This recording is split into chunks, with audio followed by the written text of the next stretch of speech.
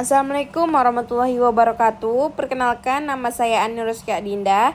Pada kesempatan kali ini saya akan mempresentasikan tentang pengenalan memori pada komputer. Memori adalah salah satu komponen penting yang menentukan kinerja komputer. Oke, kita masuk ke pengertian memori.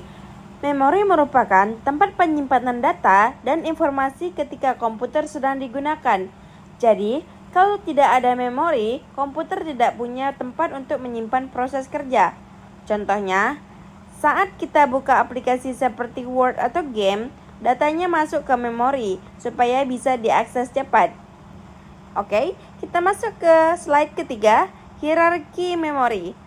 Dalam komputer, memori memiliki tingkatan atau hierarki. Semakin tinggi tingkatannya, memori semakin cepat.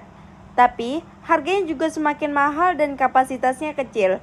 Urutannya seperti register, change, RAM, kemudian storage, seperti SSD atau hard disk. Kita masuk ke jenis memori. Memori terbagi menjadi dua jenis, yaitu memori internal dan memori eksternal. Memori internal digunakan saat komputer bekerja, sedangkan memori eksternal digunakan untuk menyimpan data dalam jangka panjang.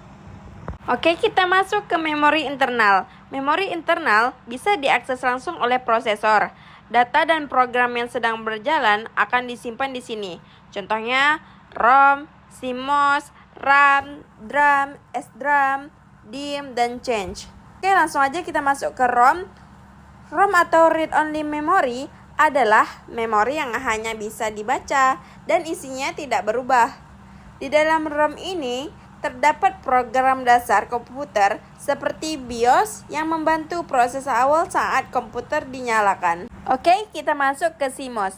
CMOS ini adalah memori kecil ya teman-teman, yang menyimpan pengaturan sistem seperti tanggal, waktu, dan konfigurasi hardware. CMOS punya baterai agar datanya tidak hilang meskipun komputernya mati. Oke, kita masuk ke RAM. RAM atau Random Access Memory adalah memori utama komputer. RAM ini menyimpan data sementara saat program dijalankan. Kalau komputer dimatikan, datanya hilang. Semakin besar RAM, semakin cepat komputer membuka banyak aplikasi ya teman-teman. Kita masuk ke DRAM. DRAM adalah jenis RAM yang harus sering di-refresh supaya datanya tetap tersimpan. Ini merupakan jenis RAM yang banyak digunakan pada komputer. Kita masuk ke SDRAM. SDRAM adalah versi lebih cepat dari DRAM karena bekerja sesuai kecepatan clock prosesor sehingga prosesnya lebih sinkron dan efisien. Oke, kita masuk ke DIMM. DIMM adalah bentuk fisik modul RAM yang dipasang pada motherboard. Jadi, ini bentuk RAM yang kita lihat secara langsung berupa papan panjang seperti stick. Alright, langsung aja kita masuk ke change memory. Change adalah memori yang sangat cepat dan lokasinya dekat dengan prosesor. Change digunakan untuk menyimpan data yang sering dipakai agar proses menjadi lebih cepat dan tidak harus selalu mengakses RAM. Oke, selanjutnya kita akan membahas tentang memori eksternal. Memori eksternal adalah penyimpanan tambahan yang digunakan untuk menyimpan data secara permanen, bahkan saat komputer dimatikan. Contohnya flash disk, hard disk, SSD, CD, dan lain-lain. Oke, kita masuk ke DAS. DAS adalah Direct Access Storage Device, yaitu penyimpanan yang datanya bisa diakses secara langsung tanpa harus urut. Contohnya hard disk dan SSD. Langsung aja kita masuk ke penjelasan selanjutnya, SASD. Panjangnya adalah Secondary Access Storage Device. Contohnya adalah kaset atau tape backup.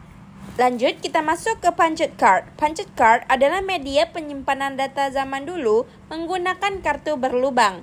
Walaupun sudah tidak digunakan lagi, ini merupakan sejarah awal berkembangnya komputer. Selanjutnya, magnetic disk. Magnetic disk adalah penyimpanan yang menggunakan piringan magnetik. Contohnya hard disk yang biasa kita gunakan seperti sekarang. Lanjut, kita masuk ke optical disk. Optical disk adalah penyimpanan yang dibaca dengan sinar laser seperti CD, DVD, dan Blu-ray. Biasanya digunakan untuk musik, film, atau instalasi software. Oke, baiklah kawan-kawan, sekian presentasi dari saya mengenai memori komputer. Terima kasih atas perhatian teman-teman. Jika ada pertanyaan, silahkan tulis di kolom komentar.